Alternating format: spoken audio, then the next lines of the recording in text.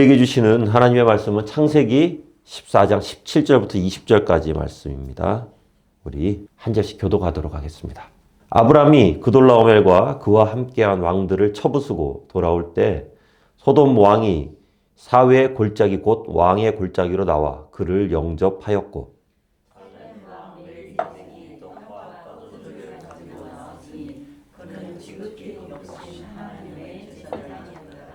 그가 아브람에게 축복하여 이르되 천지의 주제시여 지극히 높으신 하나님이여 아브람에게 복을 주옵소서.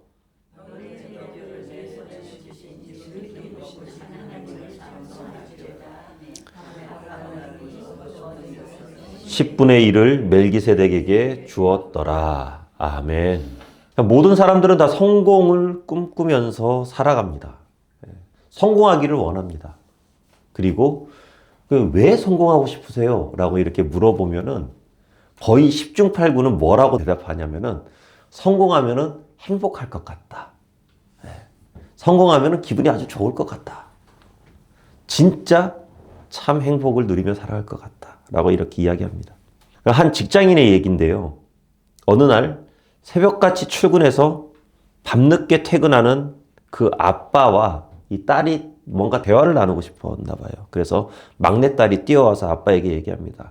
아빠, 아무리 오늘 저녁에 늦게 오시더라도 내가 자고 있더라도 깨워주세요. 오늘 저녁에 아빠에게 꼭 해야 될 말이 있어요.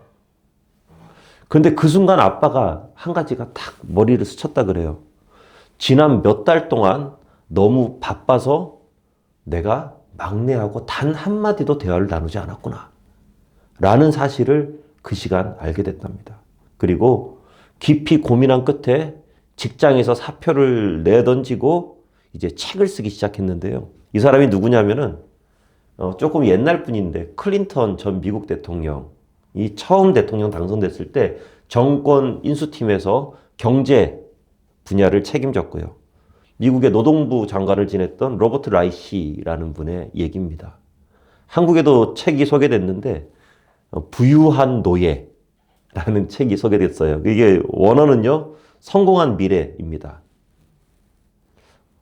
여기에서 결국 이 책을 통해서 말했던 건 뭐냐면 아무리 성공하고 아무리 높은 권력을 가지고 있다 할지라도 내 사랑하는 막내딸과 대화 나눌 시간이 없다면 그것은 성공이 아니다. 라는 것이 그 주된 내용이에요. 사람들은 악착같이 성공해서 좀 더 많은 돈과 좀 더 많은 명예와 권력과 힘을 쥐려고 했습니다. 이유는 행복해지기 위해서라고 다들 그렇게 얘기를 하는데요. 하지만 역설적이게도 그런 성공을 위해서 많은 돈과 명예와 권력을 위해서 노력하는 그 과정에서 가장 먼저 놓치는 것이 뭐냐면 행복과 사회 질서 그리고 균형 잡힌 내 삶이 깨질 수밖에 없다라는 거죠. 오히려 행복을 대가로 지불하고 성공을 내가 사게 되는 겁니다. 우리 크리스천들도 그래요. 세상을 살아가면서 열심히 일하고 돈도 많이 벌고 사회적으로 크게 성공해야만 합니다. 저는 우리 선교사님 이렇게 한 번씩 얘기할 때마다 야, 저렇게 자비량으로 선교를 하면서 사업도 하고 일도 하고 그러면서 계속 복음 전하면서 참 대단하시다. 그런 생각을 하면서 또 그런 생각도 합니다. 선교사님이 사업이 이렇게 되게 성공했으면 좋겠다. 그래가지고 어디 가서 회장님 소리도 좀 들으면서 그렇게 성공해서 놀랍도록 좀 반드시 그랬으면 좋겠어요. 그런데 우리가 한 가지는 잊지 말아야 하겠죠. 물론 이건 선교사님이 걱정돼서 하는 얘기는 아닙니다. 그건 뭐냐면 세상 사람들에게 성공은 행복을 위한 종착역이다. 행복해지기 위해서 성공해야 된다. 라고 이렇게 생각하지만 크리스천들에게 성공은 하나님의 뜻을 세상 가운데 이루기 위한 과정이다. 라는 것이죠. 우리의 진정한 행복은 하나님의 뜻이 우리의 삶 가운데 이루어짐으로 얻을 수 있다. 이것을 우리는 잊지 말아야 한다는 것입니다. 자, 이 4개국 연합군을 상대로 지난주에 우리 아브라함 할아버지가 말도 안 되는 대승을 거뒀습니다. 그리고 아주 위풍당당하게 귀환하죠. 돌아오면서 300여 명의 사병들과 함께 승리의 퍼레이드를 벌리는 장면이 오늘 본문의 17절, 18절 말씀인데요. 우리 함께 한번 읽어보도록 하겠습니다. 시작. 아브라함이 그돌라오멜과 함께 왕들을 쳐부수고 돌아올 때에 소돔 왕이 사회 골짜기 곧 왕의 골짜기로 나와 그를 영접하였고 살렘 왕 멜기세덱이 떡과 포도주를 가지고 나왔으니 그는 지극히 높으신 하나님의 제사장이었더라. 아멘. 그러니까 지금 이 말씀이 오늘로 치자면 뭐 이런 겁니다. 서울 시내 한복판에 이렇게 퍼레이드 행렬을 쫙 이렇게 펼치고 있는 거예요. 그러면서 주변에 사람들이 막 환호성을 지르고 있는. 예. 솔직히 고마워할 만합니다. 고마워해야 됩니다. 이거 인지상정이에요. 무조건 고마워해야 돼요. 이대로 전쟁이 끝냈으면은 가나안 지역은 그냥 전멸해 버리는 거예요. 지도상에서 없어지는 거예요. 역사에서 없어지죠. 그런데 그 상황에서 이 혜성같이 나타난 이 족장 아브라함, 이 이방인 족장이 사병을 거느리고 출정해서 그 무시무시한 연합군들을 다 무찌르고 전 재산과 사람들까지 다 데리고 지금 귀환하는 거잖아요. 이거 고마워해야 됩니다. 무조건 고마워해야 돼요. 얼마나 감사하겠어요. 그래서 오늘 말씀에 이 영접하였다라는 이 말씀이 단순히 막 아유 일로 오십시오. 감사합니다. 정말 감사합니다. 이 정도로 끝나는 것이 아니라 인정받았다. 그리고 받아들인다라는 그런 의미를 가지고 있거든요. 그러니까 이게 뭐냐면은 다른 족장들은 몰라도 이 지역의 왕들은 아브라함을 여전히 이방인 족장 정도로 취급했다는 거예요. 그런데 이 사건으로 인해서 아브라함을 우리 지역의 식구로 완전히 받아들인 거죠. 더 이상 아브라함을 이방인 취급하지 않겠다라는 그런 의미를 가지고 있죠. 그리고 이렇게 환호하는 군중들 사이로 두 왕이 나타나는데요. 이 왕들은 아브라함의 성공을 치하합니다. 큰 성공을 거뒀고 이제 아브라함은 그 성공을 누릴 때가 됐어요. 성공의 대가를 누릴 때가 됐죠. 보상을 받을 때가 된 거예요. 그 보상을 주기 위해서 두 왕이 나타나는데 한 사람은 소돔 왕이고요. 한 사람은 살렘 왕 멜기세덱. 그런데 이 두 사람이 주는 보상이 꼭 세상이 주는 보상과 하나님으로부터 받는 보상, 이 두 가지를 그대로 나타내요. 상징적으로 나타내는 그런 모습이라고 할 수 있는데요. 그래서 오늘은 먼저 이 살렘 왕의 보상에 관해서 바로 하나님의 보상에 관해서 살펴볼 겁니다. 먼저 이 살렘 왕에게 중요한 것은 그가 뭐 살렘의 왕이었다 이게 중요한 게 아니라 하나님의 제사장이었다. 예, 이게 중요한 거죠. 멜기세덱은 말 그대로 하나님의 사람이었다는 거예요. 이 멜기세덱에 대한 말씀이 히브리서 7장에 나오는데요. 부모도 없고 족보도 없고 이렇게 성경에 나오는 거의 유일한 사람이 이 멜기세덱입니다. 갑자기 어디서 뚝 떨어진 사람 같아요. 예, 갑자기요. 시작도 없고 끝도 없는 그냥 하나님의 제사장이다. 다시 말해서 이 멜기세덱은요. 구약 성경에 나오는 이 예수님을 예표하는 인물입니다. 어느 날 갑자기 나타나서요. 하나님의 대리자로서 하나님의 사람으로서 그 자리 가운데 서 있는 거죠. 이 멜기세덱이 하나님을 대신해서 축복하는 거예요. 멜기세덱이 뭐라고 축복하겠습니까? 하나님의 대리자로서 제사장으로서 축복을 하고요. 그렇기 때문에 아브라함이 나중에 보면 멜기세덱에게 11조를 주거든요. 그런데 이 11조는 멜기세덱에게 주는 것이 아니라 멜기세덱을 통해서 나를 축복하신 하나님께 드리는 거죠. 어떤 분들 이렇게 특히 이제 믿지 않는 분들 그런 말씀 하십니다. 교회에다가 헌금 바친다고. 그런 말씀들을 많이 하시는데 잘 모르면 그렇게 말할 수도 있는 거죠. 그 교회를 만드시고 그 교회 가운데 역사하시는 하나님께 드리는 거잖아요. 그렇기 때문에 이 멜기세덱이 주는 보상이라는 것은 세상이 주는 보상과는 완전히 다른 하나님의 보상을 상징하죠. 그럼 멜기세덱이 어떤 보상을 주었는가? 바로 가장 먼저 멜기세덱이 줬던 거는 떡과 포도주를 줬습니다. 네. 이게 굉장히 중요해요. 그리고 대충 조금씩 싸가지고 와서 준 게 아니라 300여 명이 장정들, 용사들 300여 명이 충분히 먹고 남을 만큼, 배부리 먹을 만큼의 떡과 포도주, 빵과 음료수라면은 300인분 준비하려면 꽤나 준비해야 돼요. 예. 제 아무리 많은 군중이 환호상을 막 지으면서 와 하면서 최고다 수고하셨습니다 감사합니다 하면서 박수치고 한들 지금 배고파 죽겠는데 그 박수가 무슨 소용이에요. 예. 그 어떤 환영보다도 이 눈앞에 펼쳐진 떡과 포도주가 가장 반가운 거죠. 가장 기분이 좋은 거죠. 사랑하는 성도 여러분, 우리는 종종 잘못 생각하는 게 뭐냐면은 하나님께서 우리의 영적인 것을 채워주신다라고 생각합니다. 그리고 그것만 채워주신다고 생각하는 거예요. 영적인 것만. 그리고 어떤 분들도 그렇게 얘기해요. 육체적인 컨디션이 굉장히 안 좋은데 그거를 영적으로만 생각하는 분들이 또 간혹가다 있다는 거죠.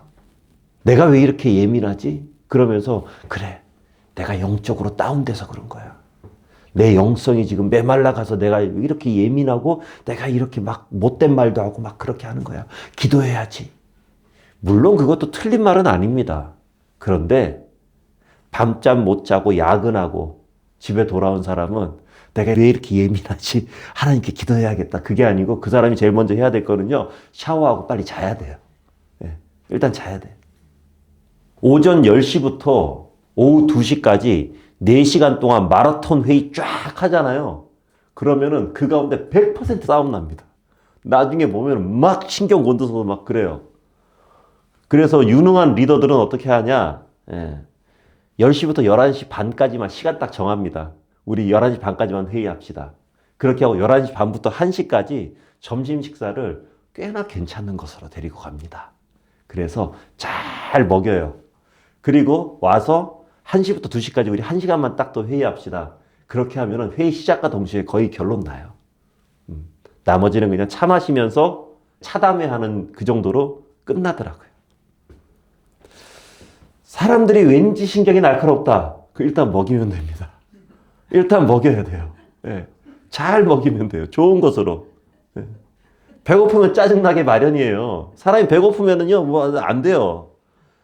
갈멜산에서 하나님의 이름을 앞세운 엘리야는요, 그 이방 선지자 450대 자기 일, 450대 1로 싸워가지고 엘리야가 대승을 거둡니다. 거기에서 이제 또 그 사람들 다 쳐 죽여요. 하나님의 능력을 만방에 드러냈어요. 그런데 문제가 뭐냐면 엘리야가 너무 지쳤다라는 거죠. 그런 엘리야에게 갑자기 어디선가 소식이 들립니다. 왕후 이세벨. 이 이세벨이 뚜껑이 열린 거예요. 그러면서 내가 엘리야를 죽여버리겠다. 그러니까 바로 얼마 전에, 바로 조금 전에 하나님의 그 권능으로 그 어마어마한 대승을 거둔 이게 기억 속에서 완전히 지워져 버려요. 그리고 엘리야는 멀리 도망가 버립니다. 도망가 버립니다. 그리고 깊은 우울증에 빠져버려요. 그래서 뭐라고 얘기하냐? 주님, 저 죽게 됐는데 이제 그만하랍니다. 이제 그만할게요. 너무 힘듭니다. 놀라운 기적을 펼쳤는데 지칠 대로 지쳐버린 이 몸과 마음. 이것은요, 그냥 한 여인이 죽여버리겠다라고 협박한 그 협박 한마디로 인해서 하나님 앞에 이거 좀 사표 던지는 거잖아요. 하나님 저 못하겠습니다. 사표 던지는 거예요. 이런 엘리야를 향해서 하나님께서 뭐라고 말씀하십니까? 야, 엘리야, 너 이 자식, 이 정도 배짱으로 어떻게 내 예언자 하겠어? 야, 너 정신 차려, 자식아. 정신 바짝 안 차릴래? 막 뭐라고 하냐? 아니에요. 푹 재우세요. 푹 재우시고 먹이세요. 재우고 먹이고, 재우고 먹이고. 엘리야의 육신이 정상적인 궤도로 완전히 올라올 때까지 하나님께서는 기다려 주신다는 것이죠. 하나님께서는 이렇게 기다려 주세요. 또 그렇습니다. 예수님 배신하고 도망가 버린 제자들 있잖아요. 예수님 십자가에 달리기도 전에 벌써 예수님 붙잡혀 갔을 때 제자들 뿔뿔이 다 흩어졌다 그랬잖아요. 베드로도 어슬렁거리기만 하고. 이런 제자들을 예수님이 나중에 부활하셔서 찾아가시죠. 저 같으면 이랬을 것 같습니다. 야, 다 일렬로 다서 집합 엎드려 뻗쳐 머리 박아 이 새끼들. 야, 니들이 어떻게 나한테 그럴 수가 있어? 야, 머리 똑바로 안 박아? 나 같으면 그럴 것 같아요. 근데 예수님께서 이 배신자들 그러지 않으십니다. 밤새 고기 잡고 일하느라 피곤한 제자들을 일단 먹이시죠. 몸도 지쳤고 미안한 마음에 도망갈 수도 있잖아요. 배도 고프고 힘들고 예수님은 갑자기 눈앞에 팍 나타났고 야, 이거 도대체 어떻게 해야 되냐 할 때 예수님께서는 일단 고기부터 구우십니다. 그냥 먹이세요. 그러니까 이게 말하자면 예수님의 호스트죠. 예수님께서 호스트가 되신 저초월한 이 비치 파티가 이렇게 해변에서 벌어지는 거예요. 일단 먹이시고 그리고 마음을 싹 풀어놓고 예수님께서 말씀하시잖아요. 네가 나를 사랑하느냐? 왜 그랬어? 안 그러십니다. 네가 나를 사랑하느냐? 예수님은 그렇게 물어보시죠. 멜기세덱이 빵과 포도주를 들고 나왔다는 것은 하나님께서는 우리에게 가장 필요한 것이 무엇인가, 우리의 삶에서 가장 밀접하게 필요한 것이 무엇인가를 하나님께서는 정확하게 알고 계신다는 거예요. 그리고 그것을 채워주신다는 것입니다. 그리고 여기서 중요한 핵심 한 가지는 뭐냐면 우리의 필요를 채워주시는 것이지 우리의 욕심을 채워주시지는 않는다라는 것이죠. 멜기세덱이 들고 나온 것은 빵과 포도주지 금은보화가 아니거든요. 금은보화는 있어도 되고 없어도 됩니다. 그런데 빵과 포도주는 반드시 있어야 돼요. 우리의 혹시 기도의 응답이 조금 안 되거나 채워지지 않는 어떤 부분이 있다면 한번 곰곰이 생각해 볼 필요도 있습니다. 혹시 이게 내 욕심은 아닌가? 예. 어떤 분들 또 그럽니다. 특히 이제 예전에 중고등부 사역할 때 어떤 애가 그런 얘기 하더라고요. 그때 당시에 한참 유행했던 그 운동화가 있습니다. 예. 거의 운동화, 애들, 중고등학생들 신는 운동화인데 20만 원이 넘는 운동화였어요. 근데 그게 엄청 유행했어요. 얘가 얘기하는데 그러더라고요. 부모님한테 그거 사주면 공부 열심히 할 건데 부모님이 그거 안 사준다고. 비싸고 좋은 옷 못 입고 좋은 운동화 안 신는다고 공부 못하는 거 아니잖아요. 결국 욕심이죠. 뭐. 아름다운 외모와 출중한 실력을 가지지 못했다 그래서 내가 많은 돈과 많은 시간이 없다 그래서 주의 일을 감당하지 못하느냐. 그거 아니거든요. 하나님은 우리의 필요를 채워주시지 필요 이상의 욕심은 하나님께서는 커버해주지 않으세요. 빵과 포도주를 우리에게 주십니다. 그리고 그 은혜를 받은 우리는요, 뭔가 대단한 걸 하려고 노력할 필요 없어요. 하나님께서 내게 주신 것, 그 빵과 포도주를 가지고 우리 이웃과 나누면 되는 거예요. 나한테 딱 있는 것만. 하나님의 사역은 나를 통해서 이루어지는 거잖아요. 그돌라오멜의 연합군을 쫓아가서 대승을 얻어내기 위해서 아브라함에게 필요한 거는 그의 필적한 어마어마하게 많은 대군이 필요했던 게 아니라 사병 318명만 필요했던 거예요. 딱 그만큼만 있으면 됩니다. 골리앗을 쓰러뜨리는데 필요했던 것은 어린 다윗이 가지고 있었던 물맷돌 하나만 가지고 있었던 충분하고요.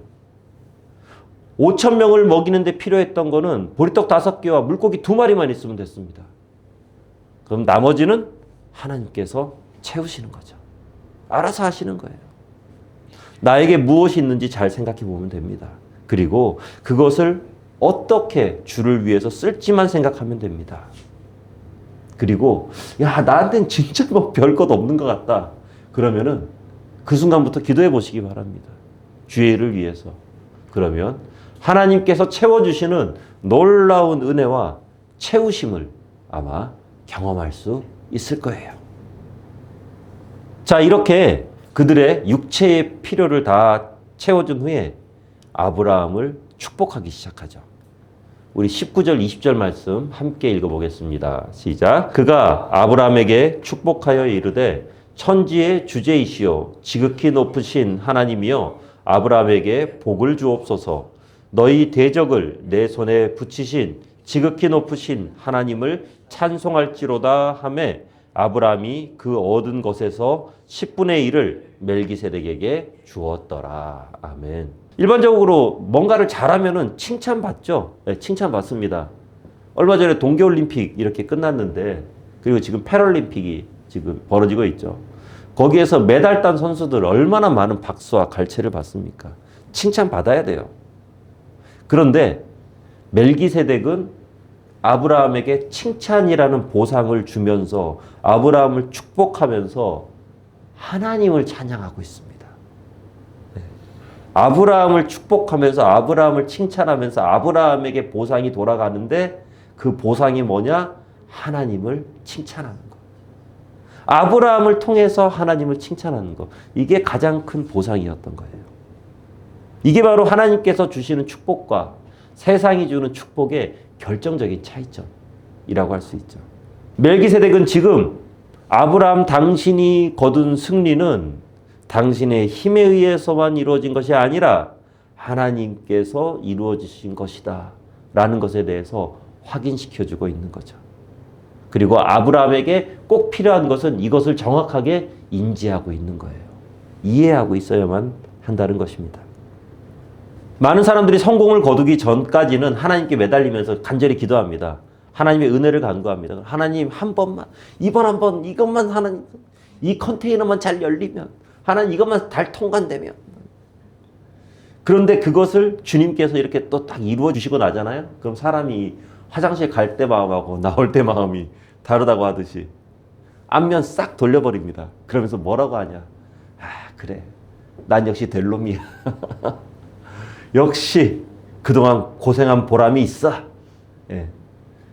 좋은 대학에 합격하거나 좋은 기업에 들어가거나 그러면은 그 전까지는 하나님께 막 기도해 놓고 나중에 기껏 한다는 말이 그동안 정말 공부 빡세게 열심히 잘했어. 수고했어. 이렇게 한다는 거죠. 그나마 영적으로 상태 조금 좋은 사람들, 괜찮은 사람들 뭐라고 말하는지 아세요? 야, 역시 하나님과 나의 합작품. 대단해. 사랑하는 성도 여러분, 우리의 성공 뒤에는 반드시 하나님을 향한 100%의 감사가 있어야 합니다. 99%도 안 돼요. 100%여야만 해요. 뭔가 어떠한 것이든지 무언가를 이루어냈을 때 그것이 조금이라도 내 것으로 생각하면은 그 성공은 오래가지 못합니다. 그리고 그 성공은 행복에서 불행으로 바뀌어요. 하나님께 우리가 이룬 모든 것을 온전히 올려드릴 때 하나님 이 모든 것은 내 것이 아닙니다. 하나님 겁니다. 라고 하면서 하나님께 딱 드리면은 그 순간부터 내가 거둔 성공의 주인이 누가 되는 거예요? 하나님이 되는 거잖아요. 내 것이 아니거든요. 그럼 그때부터 관리는 내가 하는 게 아니라 하나님이 관리하시는 거예요. 얼마나 좋습니까? 나는 그냥 여기에서 이루어진 떡고물만 잘 받아 먹으면 되는 거예요. 얼마나 기분 좋고 편안한 삶이에요. 또 중요한 것 한 가지가 뭐냐면 그 자리에는 아브라함만 있었던 것이 아니거든요. 아브라함과 함께 했던 318명의 군사, 그리고 함께 출전했던 동맹국의 군사들, 그리고 포로로 잡혀가다가 풀려나온 그 수많은 가나안 지역의 사람들, 그 모든 인파가 보고 있는 그 자리에서 멜기세덱은 축복하며 기도합니다. 그러면서 이 모든 것이 하나님에 의해서 이루어진 것이라는 것을 멜기세덱은 다시 한 번 더 인지시키죠. 이 축복은요, 단순히 아브라함만을 위한 기도가 아니라 그 자리에 함께 있는 모든 이방신 믿는 불신자들을 향한 선포의 메시지죠. 그러니까 그거예요. 야, 이교도들 잘 들어. 너희들이 그토록 따르고 믿던 너희들의 신은 너희들이 잡혀갈 때 뭐 했냐? 4개국 연합군이 짓밟을 때 너희들의 신은 뭐 하고 있었냐? 자, 봐라. 아브라함과 그의 군사들이 너희들의 신이 이뤄내지 못한 것을 함께 이뤄냈다. 그리고 그 모든 것은 하나님께서 이루신 것이다. 이게 선포하는 거죠. 어마어마한 선포예요. 이런 영적인 메시지. 그리고 아브라함을 볼 때마다 이제 사람들은 아브라함을 보는 게 아니라 아브라함 뒤에 있는 하나님을 보는 거죠. 으시시한 거예요. 무시무시한 겁니다. 야, 아브라함 잘못 건드렸다가 우리 쑥대밭이 되겠구나. 이 지역을 쓸어버린 그 군대를 또 쓸어버린 아브라함. 말도 안 되는 승리를 거뒀는데 그 승리의 뒤에 있는 저 전쟁의 신, 싸움의 신. 와, 무시무시하다. 이제 아브라함은 그의 삶 자체가 하나님의 메시지가 됩니다. 부디 우리의 삶도 아브라함처럼 하나님의 살아계심과 능력 있으심을 드러내는 생동감 있는 메시지가 되는 삶이 되기를 주의 이름으로 축원합니다. 반드시 그렇게 될 겁니다. 시편 말씀 우리 함께 볼게요. 시작. 주께서 내 원수의 목전에서 내게 상을 차려주시고 기름을 내 머리에 부으셨으니 내 잔이 넘치나이다. 아멘. 모든 사람들 앞에서 하나님의 칭찬과 격려와 하나님의 그 엄청난 축복과 은혜의 보상이 우리의 삶 가운데 펼쳐지게 될 겁니다. 그리고 그러한 우리의 삶은 그냥 걸어다니는 간증이 되는 거죠. 우리를 보면서 나는 아무 말도 안 해도 주변에서 알아서 얘기를 해줘요. 야, 저 사람 봤어? 저 사람 하나님이 저렇게 했대. 교회에서 저렇게 했대. 막 그런 식으로 얘기하는 거예요. 나는 가만히 있어도. 자, 말씀을 맺겠습니다. 세상 사람들은 성공을 향해 달려갑니다. 성공이 목표가 되죠. 하지만 크리스천들에게는 성공은 하나님을 영화롭게 하는 그냥 과정일 뿐입니다. 하나님께서 나에게 주신 비전을 향해서 나아가는데 그냥 거쳐 지나가는 중간 기점에 불과해요. 크리스천의 목표는 하나님을 찬양하는 겁니다. 오늘 본문에 나오는 아브라함도 그렇죠. 성공을 통해서 아브라함의 엄청난 성공을 통해서 하나님께서 불신자들 사이에서 이방인들 사이에서 엄청난 영광을 받으십니다. 그리고 이것이야말로 성공한 아브라함이 받아내는 최고의 보상인 거죠. 물론 육신의 필요는 당연히 채워주십니다. 살아가면서 필요한 건 하나님께서 당연히 채워주십니다. 진정한 목표를 이뤄낸 아브라함을 통해서 하나님은 영광을 받으시고요. 그렇기 때문에 우리 모두 각자의 삶의 모습 가운데서 모든 사람들이 부러워할 만한 모습이 되기를 주의 이름으로 축원합니다. 하는 일들마다, 그리고 하는 말마다, 하는 사업마다, 그리고 하는 공부마다 최고의 성공을 이룸으로 우리의 육신의 필요를 잘 채워나가실 거예요. 그리고 그 모든 과정 가운데 사람들은 보게 될 겁니다. 아, 참 하나님이란 분은 정말 대단하구나.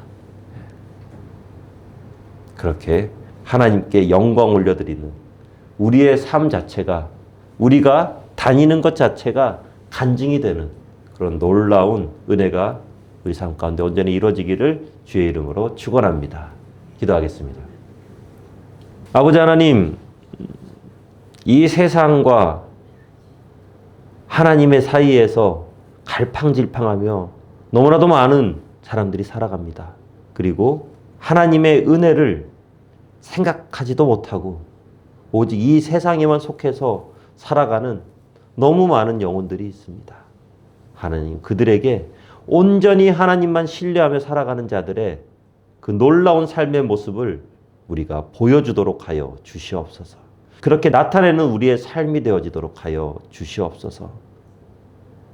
우리의 삶을 보면서 하나님의 일하심과 행하심과 하나님의 역사하심을 이해하고 깨닫게 되는 그런 놀라운 은혜와 축복의 통로로 우리가 사용되어지기를 원하오니 주님 그렇게 일하여 주시옵소서. 예수님 이름으로 기도하옵나이다. 아멘.